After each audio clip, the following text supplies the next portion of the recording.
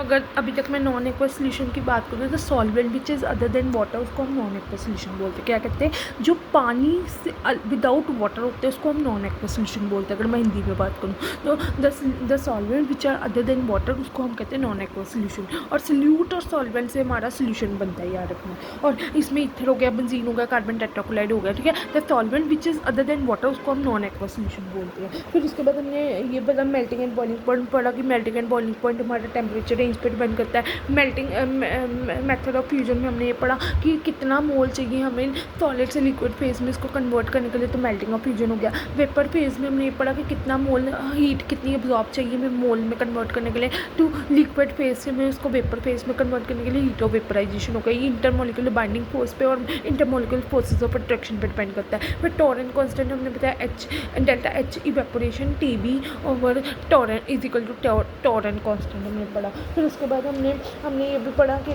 The solvent which are other than water उसको हम aqueous solvents बोलते हैं। मेल्टिंग एंड बॉइलिंग पॉइंट हमारा टेम्परेचर रेंज पर डिपेंड करता है। Heat of fusion, heat of vaporization मैंने आपको बता दी। Heat of vaporization, heat of fusion जितना ज़्यादा होगा, intermolecular forces, intermolecular binding forces ज़्यादा होंगी। फिर टॉरेंट कांस्टेंट की वैल्यू बता दी। डाइलेक्ट्रिक कांस्टेंट में उन्होंने पोलर नेचर और नॉन पोलर नेचर सॉल्वेंट्स के ऊपर कूलम्स लॉ पे डिपेंड किया हुआ है। F is equal to q plus q minus e r square. E मतलब कि डाइलेक्ट्रिक कॉन्सेप्ट होता है और ये पोलर और non polar nature of the, ठीक है। अगर ई की वैल्यू ज़्यादा होगी, डाइलेक्ट्रिक कांस्टेंट वैल्यू की ज़्यादा होगी तो फोर्स हमारी कम लगेगी, फोर्स हमारी कम लगेगी, ये हमने पढ़ा, ठीक है। फोर्स हमारी कम लगेगी, hence it is easy to dissolve anionic substance. फिर उसके बाद हमारे पास हमने डाइपोल मूवमेंट बताया। डाइपोल मूवमेंट हमारा डाइलेक्ट्रिक कांस्टेंट पर डिपेंड करता है, जिसमें पोलैरिटी ऑफ बॉन्ड के ऊपर बताया। जितनी ज़्यादा पोलैरिटी होगी उतनी ज़्यादा डाइपोल मूवमेंट होगी, ठीक है। The greater the polarity stronger will the bond between the solvent and solute molecules, और सॉल्वेशन एनर्जी उतनी ज़्यादा होगी। उसके बाद विस्कोसिटी में फ्लूइडिटी ऑफ द सॉल्वेंट पर डिपेंड किया, जिसमें कि इसमें उन्होंने बताया कि वाटर, इथेनॉल, कोल और लो विस्कोसिटी पे हमारे पास कार्बन टेट्राक्लोराइड, इसमें लो विस्कोसिटी होती है, हाई फ्लूइडिटी होती है अंडर ऑर्डिनरी टेम्परेचर पे। फिर प्रोटॉनिक सब्सटेंसेस बोलते हैं, जिसमें प्रोटॉन पे H प्लस साइंस होते हैं, प्रोटॉन से H प्लस साइंस होते हैं, उसको प्रोटॉनिक बोलते हैं।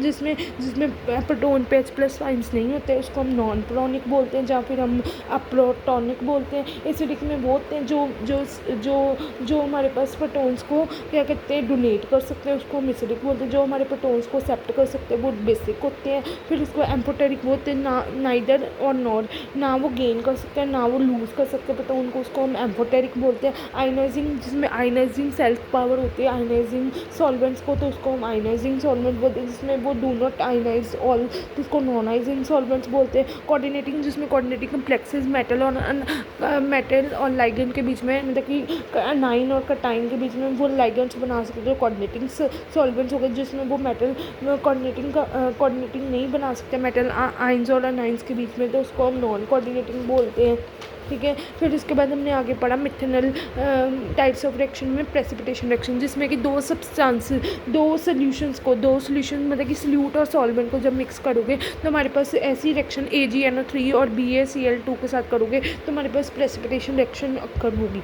सॉल्ट फॉर्मेशन में पढ़ा कि एसिड और बेसिक सब्सटेंसेस को मिला के हमारा सॉल्ट फॉर्मेशन बनता है। लाइक द सोडियम यूराइड को जब वाटर के साथ करोगे तो NaOH बन जाएगा, साथ में यूरिया बन जाएगा। उसके एसिड बेसिड में हमने पढ़ा कि एसिड में वो हमारे पास कटाइन देता है और बेसिक में हमारे पास वो नाइन देता है। फिर जब एसिड और बेसिड को साथ में करोगे तो सॉल्ट और साथ में सॉल्वेंट बनेगा। Acid based give rise to salt और सॉल्वेंट, ठीक है। फिर इस बार सॉल्वोलिक रिएक्शन में मैंने आपको बताया कि वो ऐसे सॉल्वेंट मॉलिक्यूल्स जो हमारे पास रिएक्ट करेंगे सल्यूट के साथ in such a way that the solvent molecules get split up into 2 parts in such a way that they gets attach with the solute molecules, उसको हम कहते हैं सॉल्वोलिक रिएक्शंस, ठीक है। एक बार रिएक्शंस गो थ्रू कर लेना। उसके बाद हमारे पास है सॉल्वेशन में है कि मॉलिक्यूल्स सॉल्वेंट के जाके अटैच हो जाएंगे सल्यूट मॉलिक्यूल्स के साथ। सॉल्वेंट जाके अटैच हो जाएगा, सॉल्वेंट के मॉलिक्यूल्स जाके अटैच हो जाएंगे सल्यूट मॉलिक्यूल्स के साथ, उसको हम कहते हैं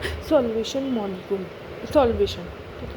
ठीक है, आगे हम करेंगे कल, ठीक है। So please go through this video, please thanks for watching and please like share subscribe my channel please guys. If you like my video, if you understand my video, please comment on the comment box. If you understand my video, please if you understand my topic, understand my video, please add a comment in a comment box and please like share subscribe my channel. Please guys, like share subscribe my channel. Thanks for watching.